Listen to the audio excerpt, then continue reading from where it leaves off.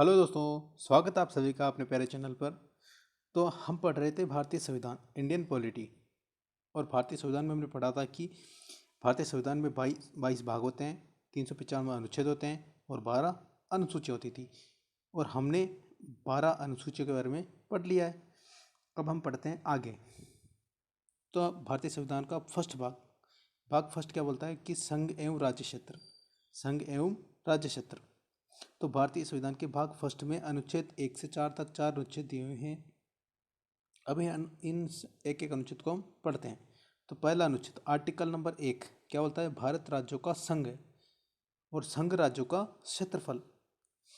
तो पहले अनुच्छेद में भारत को राज्यों का संघ बताया गया है और संघ राज्यों का क्षेत्रफल के बारे में बताया कि भारत की सीमा कहाँ तक है, कौन कौन से स्टेट इसके अंदर है। और अगर स्टेट और केंद्र शासित प्रदेशों के बारे में जाना तो यहाँ से एक डायरेक्शन फॉरवर्ड की गई है।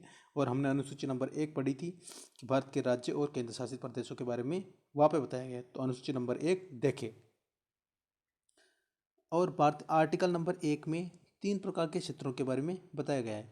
फर्स्ट स्टेट, पहला है स्टेट, दूसरा यूनियन टेरिटरी और तीसरा एक्वायर्ड एरिया। फर्स्ट राज्य, केंद्र शासित प्रदेश और अर्जित क्षेत्र। तो राज्य क्या होता है? राज्य वो स्टेट होते हैं, स्टेट उसे कहते हैं जिनके पास एक तो खुद की ज़मीन हो और खुद का शासन करने की क्षमता रखते हो, और साथ में जितने भी कर्मचारी उनके अंडर काम करते हैं उनको खुद की सैलरी देते हो, उनके खुद के नियम कानून हो और उनका वो उसके आधार पर वहाँ पर काम करते हो। तो वो क्या कहलाते हैं? स्टेट कहलाते हैं। Union territory. अब केंद्र शासित प्रदेश क्या होते हैं? केंद्र शासित प्रदेश वो छोटे स्टेट होते हैं जो एक तो छोटे होते हैं, भारत से दूर हो साथ में जो राष्ट्रीय महत्व के हो, या फिर अगर किन्हीं दो स्टेटों के बीच में किसी जगह को लेकर विवाद होता है तो उसे भी केंद्र शासित प्रदेश बना दिया जाता है। एग्जाम्पल के तौर पर जैसे चंडीगढ़ पंजाब और हरियाणा के बीच विवादित था तो उसे चंडीगढ़ को फिर यूनियन टेरिटरी बना दिया गया। तो वर्तमान में हमारे पास 28 राज्य हैं और 8 केंद्र शासित प्रदेश हैं। और संविधान निर्माताओं ने एक अलग क्षेत्र बनाया था जब बना रहे थे तब अर्जित क्षेत्र। अगर कोई भारत में मिलना चाहे और अगर भारत ने किसी चीज़ को या किसी स्टेट को जब भारत में मिला है तो वो अर्जित क्षेत्र के अंदर आएगा। जैसे पाकिस्तान का क्षेत्र है बलूचिस्तान, अगर भारत उसको भारत में मिल जाए या वो अपनी मर्जी से भारत में मिल जाए तो वो क्या आएगा? अर्जित क्षेत्र। या फिर भारत की सेना उसको जीत ले तो वो कौन से क्षेत्र में आएगा? अर्जित क्षेत्र में। ठीक है दोस्तों, अब आगे चलते हैं। अनुच्छेद नंबर 2, संसद बिना राष्ट्रपति की पूर्व अनुमति के किसी भी विदेशी राज्य को भारत में मिला सकती है। यानी कि संसद राष्ट्रपति को बिना पूछे किसी भी विदेशी राज्य को भारत में मिला सकती है। जैसे एग्जाम्पल के तौर पर सिक्किम सिक्किम को 16 में 1974 को सबसे पहले 35वें संविधान संशोधन के तहत इसे शहर राज्य का दर्जा दिया गया। लेकिन जब 36वां संविधान संशोधन करके इसे 16 मई 1975 को भारत का एक स्वतंत्र राज्य बना दिया गया और अभी सिक्किम भारत का एक राज्य है।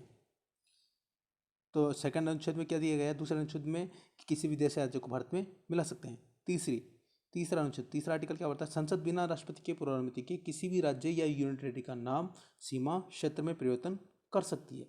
यानी कि सेकंड में पहले मिला लो और तीसरे में फिर उनको सीमा, नाम कुछ में भी परिवर्तन कर सकते हो। जैसे मध्य प्रदेश को तोड़कर छत्तीसगढ़ बना दिया, उत्तर प्रदेश को तोड़कर हिमाचल प्रदेश बना दिया, बिहार को तोड़कर झारखंड बना दिया और हाल फिलहाल में आंध्र प्रदेश को तोड़कर तेलंगाना बना दिया। ऐसे जैसे पहले कश्मीर वाला एरिया था उसको कश्मीर वाले एरिया को जम्मू कश्मीर नाम बदल दिया और फिर कश्मीर वाले एरिया को लद्दाख में डाल के उसे यूनियन टेरिटरी बना दिया। तो इस तरीके से संसद के पास ये पावर होती है कि वो किसी भी राज्य या यूनियन टेरिटरी का नाम, सीमा और क्षेत्र में परिवर्तन कर सकता है। और ये हमारे संविधान में किस अनुच्छेद में लिखा हुआ है? आर्टिकल नंबर 3 में। आर्टिकल नंबर 4 कुछ नहीं है। आर्टिकल नंबर 4 जो हमने 2 और 3 पढ़ा है ना, उसके बारे में बताया कि इसमें राष्ट्रपति कोई हस्तक्षेप नहीं करेंगे। यानी किसी विदेशी राज्य को भारत में लाना है या फिर भारत में जोड़ना है तो उसमें राष्ट्रपति का कोई हस्तक्षेप नहीं रहेगा। वैसे आर्टिकल 368 से बाहर रखा गया है। यानी कि आर्टिकल 368 में कहा गया है कि अगर कोई भी भारत से रिलेटेड, कोई भी भारतीय संघ से रिलेटेड कोई भी काम किया जाएगा तो उससे पहले राष्ट्रपति की पूर्व अनुमति लेनी आवश्यक है। लेकिन आर्टिकल नंबर 2 और आर्टिकल नंबर 3 को भारत राष्ट्रपति के हस्तक्षेप से दूर रखा गया है। और लेकिन ये काम जैसे किसी स्टेट को या किसी बाहरी राज्य को अगर भारत में मिलाना है तो इसे हमारे संसद में नॉर्मल बहुमत है, साधारण बहुमत है, 50%, 50% हो जाएगा बहुमत, तो ये काम हो सकता है। अब देखो जब भी अगर ये काम होगा, यानी कि कोई विदेश से कोई राज्य मिलाएंगे या फिर किसी राज्य की सीमा परिवर्तन करेंगे, तो इससे हमारी जो अनुसूची है, अनुसूची नंबर 1 हमने पढ़ी थी भारत के राज्य और केंद्र शासित प्रदेश, तो उनमें बदलाव होगा, इससे अनुसूची 1 प्रभावित होगी। और अनुसूची नंबर 4, इसमें कहा गया है कि राज्यसभा में सीटों की आवंटन या सीटों की संख्या, तो वो भी प्रभावित होगी, क्योंकि क्षेत्र छोटा होगा, या तो कम हो जाएगा या बड़ा हो जाएगा, तो इससे प्रभावित होगी 1 और 4। तो ये प्रभावित होने इस मामले में राष्ट्रपति कुछ नहीं बोल सकते हैं। अब आगे चलते हैं। तो जब हमारा भारत स्वतंत्र हुआ था और अंग्रेजों का शासन चल के ख़त्म हो गया, तब तब हमारा ब्रिटिश भारत इस तरीके का था। उस समय ये जो रेड कलर से दिख रहा है, यहाँ पर इस पूरे एरिया पर ब्रिटिशों का कब्जा था। लेकिन जो ये येलो कलर के दिख रहे हैं ना, यहाँ पर बहुत सारी देसी रियासतों का राज हुआ करता था, जैसे राजपूत रजवाड़े वगैरह पहले होते थे।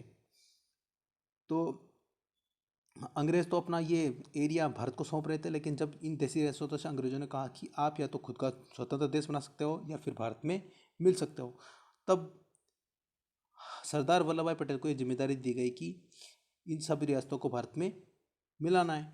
तब इनका महत्वपूर्ण योगदान सरदार वल्लभ भाई पटेल, वीपी मेनन और माउंटबेटन, इन तीनों का महत्वपूर्ण योगदान रहा भारत के एकीकरण में, और इन रियासतों को भारत में मिला लिया गया। लेकिन इनमें कुछ रियासतें ऐसी थी जो तो अपनी मनमर्जी से मिल गई, लेकिन कुछ रियासतें ऐसी थी जो, जैसे हैदराबाद हो गई, ये जूनागढ़ हो गया, ये जम्मू कश्मीर हो गया, ये भारत में मिलने से इनकार कर रहे थे। तो कुछ को कैसे मिलाया, इनको अब देखते हैं। तो सबसे पहले हैदराबाद रियासत, इसको ऑपरेशन पोलो के तहत भारत में मिला लिया गया। तो हैदराबाद, ये वाली रियासत है ना, हैदराबाद रियासत, तो ये भारत में मिलने से इनकार कर रही थी। तो भारत में सेना भेजकर यहाँ पर ऑपरेशन पोलो के तहत इसे भारत में मिला लिया गया। ऐसे ही ये जूनागढ़, ये भाई साहब क्या कहते थे कि हम भारत में नहीं मिलेंगे, हम तो पाकिस्तान के साथ मिलेंगे। अरे भाई, यहाँ से पाकिस्तान कहाँ जाएगा। तब यहाँ पर जनमत संग्रह कराया गया। क्या कराया गया? यहाँ पर जनमत संग्रह करवाया गया, और वहाँ की जनता के द्वारा पूछा गया कि आप भारत में रहना चाहते हो या पाकिस्तान में जाना चाहते हो। तब यहाँ पर अधिकतर जनता ने भारत के पक्ष में बोला, और कि हम भारत में ही रहना चाहते हैं। तो फिर इस तरीके से जनमत संग्रह के द्वारा इसे भी भारत में विलय करा लिया गया। अब रही बात जम्मू कश्मीर की, तो जम्मू कश्मीर यहाँ पर उस टाइम पे राज था राजा हरि सिंह का। तो राजा हरि सिंह का यहाँ पर राज था, और ये इनका अलग ही था कि ये बोलते थे कि ना हम पाकिस्तान में मिलेंगे ना हम भारत में मिलेंगे, हम तो खुद स्वतंत्र देश बनाएंगे। चलो ठीक है भाई, तुम स्वतंत्र देश बनाओ। तो भारत वालों ने कुछ नहीं कहा, पाकिस्तान वाले भी कुछ नहीं कहा, लेकिन धीरे धीरे पाकिस्तान और इस जम्मू कश्मीर के बीच मनमुटाव बढ़ता रहा, और यहाँ पर पाकिस्तान ने जम्मू कश्मीर पर युद्ध कर दिया भाई। अब राजा हरि सिंह भागते भागते भागते किसके पास आए? तात्कालिक प्रधानमंत्री जवाहरलाल नेहरू के पास आए और बोले कि महाराज बचा लीजिए हमें, वो पाकिस्तान वहाँ है ना, हम पर युद्ध कर रहा है।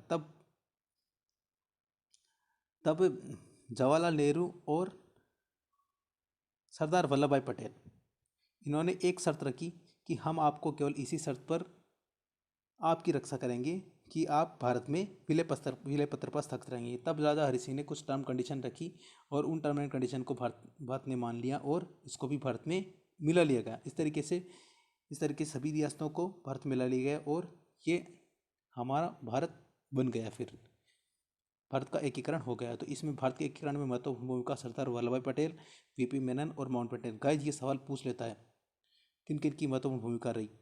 सरदार वल्लभ भाई पटेल, वीपी मेनन और लॉर्ड माउंटबेटन। ठीक है दोस्तों, अब आपको एक मैं शॉर्ट टाइम रिवीजन करता हूँ कि हमने क्या क्या पढ़ा। तो फर्स्ट आर्टिकल में क्या पढ़ा था हमने? फर्स्ट आर्टिकल में भारत राज्यों का संघ है, और इसमें 3 प्रकार के क्षेत्र बताएंगे हैं: राज्य, केंद्र शासित प्रदेश और अधिकृत क्षेत्र। तो भारत राज्यों का संघ है। आर्टिकल नंबर 2 में क्या कहा गया है कि विदेशी राज्य को पहले मिला लो, विदेशी राज्य को भारत में मिला लो। और फिर थर्ड में क्या कहा गया है कि उसके नाम, सीमा में इसमें कुछ भी परिवर्तन कर, पहले मिला लो और फिर परिवर्तन कर लो कुछ भी। और आर्टिकल नंबर 4 में क्या कहा गया? आर्टिकल नंबर 4 में कहा गया 2 और 3, ये 2 और 3 पर राष्ट्रपति का इनके राष्ट्रपति से पूछने की ज़रूरत नहीं है, इनके राष्ट्रपति की आज्ञा जरूरी नहीं है इसमें। ठीक है दोस्तों, और इस पर राष्ट्रपति भी कुछ इस पर बोलने के लिए बाध्य नहीं होंगे, और इससे अनुसूची नंबर 1 और अनुसूची नंबर 4 परिवर्तित होगी। ठीक है दोस्तों, धन्यवाद दोस्तों, अच्छा लगा हो तो लाइक शेयर।